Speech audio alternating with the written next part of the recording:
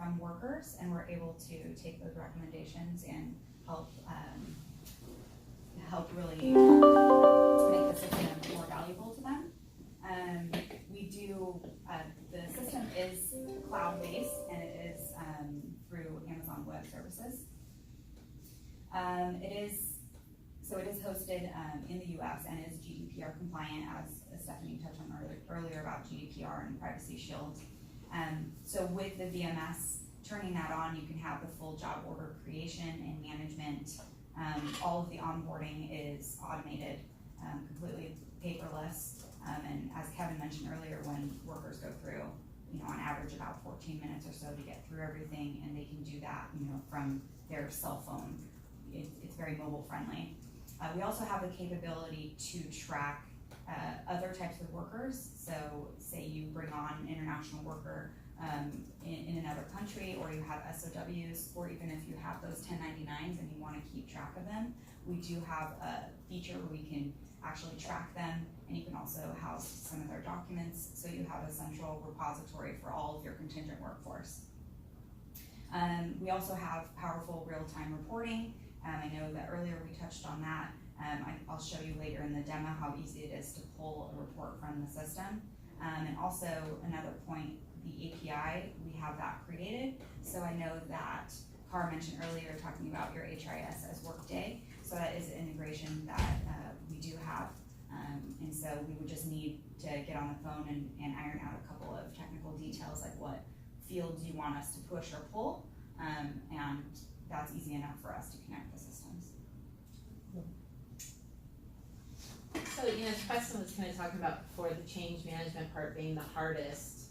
When you go into this MSP and VMS technology space with a client, what are some key points in that change or onboarding process for you? Yeah, going back to our mission statement, we try to make everything simple. So compared to other VMS technologies that are out there, Staffing Nation is really easy to use. Speaking from experience, participating in other MSPs with different VMSs, they're very complicated. I would say we can easily come on site or do webinars or provide PDFs. We also have our help site on the website, where somebody can chat and get immediate help. So that helps alleviate some of the, concern about using a new system, especially when it's so simple to use and intuitive. It doesn't take that long for people to easily get in there and start learning how to use it. And to touch on that, Jan, one thing we do early on too is really try to take a real snapshot of how you're doing things currently and look for any vulnerabilities to obviously try to find any sort of risk that we can mitigate as best as possible. We're going to audit your staffing agreements with all the different agencies and make sure there's consistency with all the rates. Try to consolidate all of the different processes so that we're all aligned on the same page.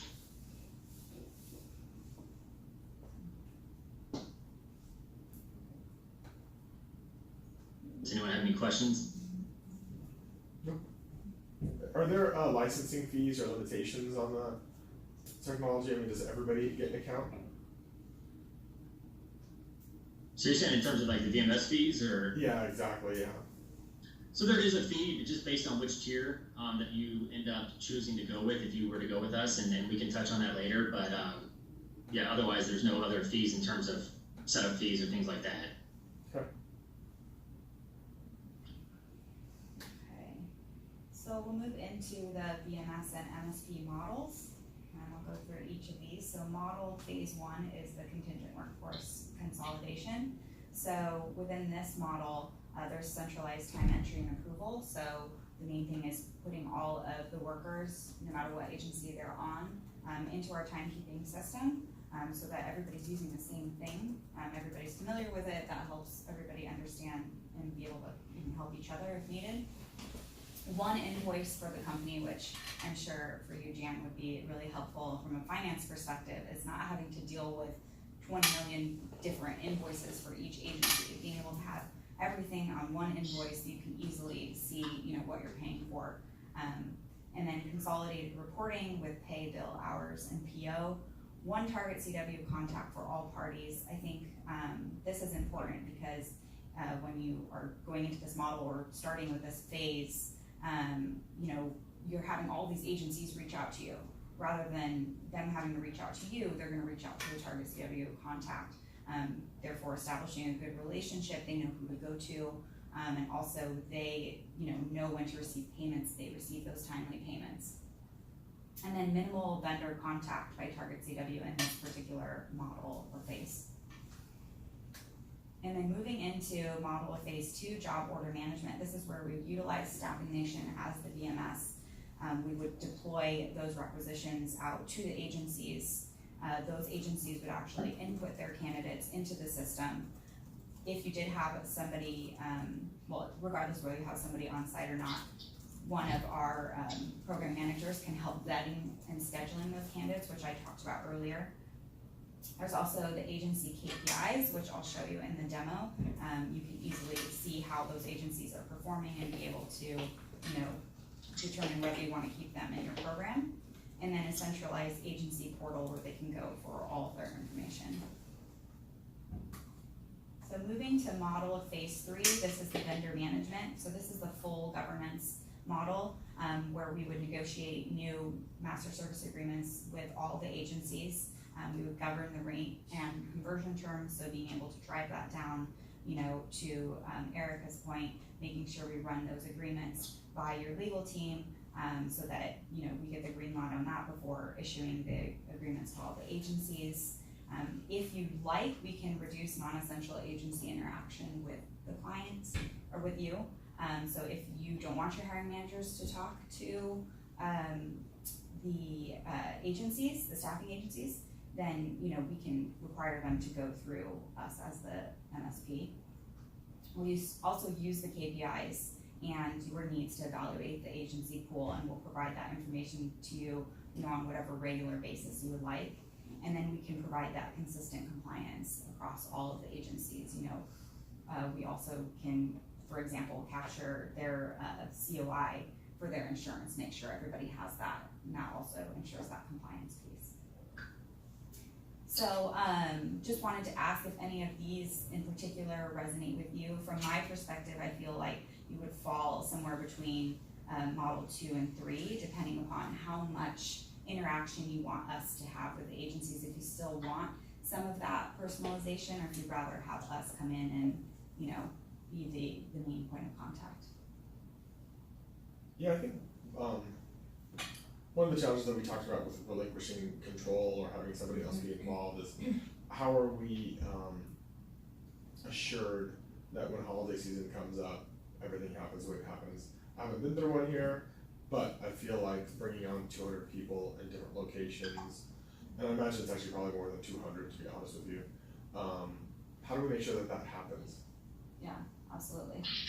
And so I think in knowing that, you know, depending upon if you're gonna be self-sourcing these people or staffing these people, you know, we ahead of time we can mobilize those agencies, deploy those recs far enough in advance that you're able to vet those candidates and have them ready to go and onboarded, you know, so that you have peace of mind, not waiting until the last minute having to onboard, you know, 200 plus workers in every single location. Yeah, and one neat feature you'll see, Preston, once we get into Staffing Nation as well, is for whatever reason, say some of these people are seasonal and do come back for certain holidays, they would be suggested hires, which would be you know, obviously a huge perk and would help with deploying a lot of these 200 requisites out there, and hopefully time to fill would be much faster with that. That's a neat feature that we'd like to show you as well. Cool. Awesome. Any other questions on the particular models? So if we use phase 1, we're not using Staffing Nation, is that correct?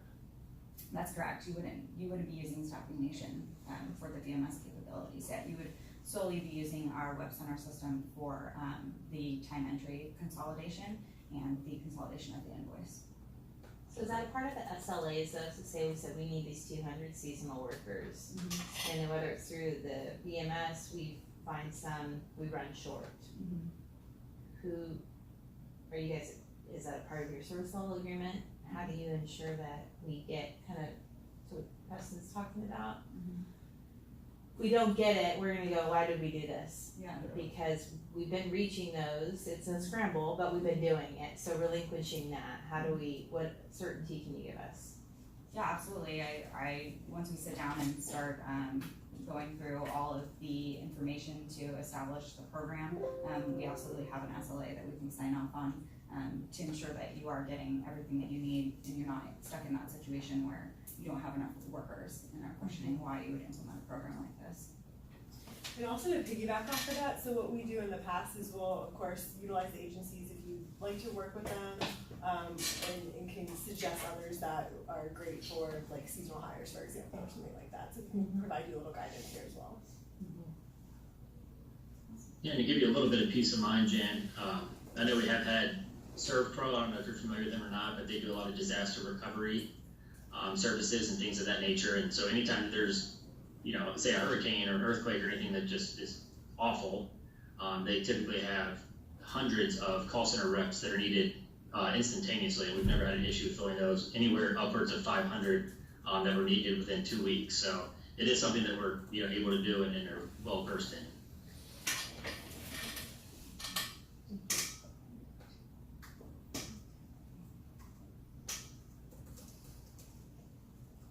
Awesome. So just to kind of recap on some of the program benefits, I know we had mentioned it several times, you've probably seen it at Turnkey, Fortune 500 contingent workforce solution. So we try to view ourselves as a one-stop shop for all of your CWs, which is a very kind of makes things clear and consistent as well in terms of the communication. That was another thing I mentioned earlier. If for whatever reason someone does leave, at least the program will be up and running, and it's not going to be a huge hiccup. You'll be able to transplant somebody in and hopefully be able to pick up right where they left off.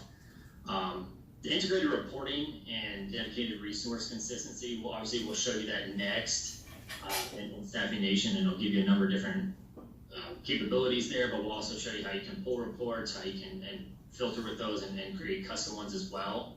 And just so you know, we have a hard stop, in 9 minutes? Yeah. We started about 15 minutes late. Okay, we'll get Just so through you this know. pretty quickly then, and then keep in mind, cost control and pricing management is pretty straightforward. It's just moving forward to engagement, since we are in a little bit of a hurry. The nice thing here is that all of your workers will live in Staffing Nation. All their documents are stored there, so I think that's obviously nice to have kind of a one hard resource to go to for all of that. Again, we touched on the quarterly reviews and surveys that we do provide, so that'll definitely help with consistent feedback and constant improvement each quarter or throughout the year if it needs to be done more so. And then with your resources, obviously we want to be on-site or remote based on your preference. And then in terms of having the benefits that we did mention, our world-class benefits that are ACA compliant, as well as some of the more interesting perks that are outside of your typical medical, dental, and vision. But that said, we'll quickly jump into looking into Staffing Nation after we cover part of our proposal. Cool. And Preston, if you'd like, we can go ahead and jump into Staffing Nation if you think we're short on time. If you just show them a couple screenshots, just a couple of the highlights, I think that might be useful. Okay. Yeah, but I definitely want to be cognizant of everybody's time.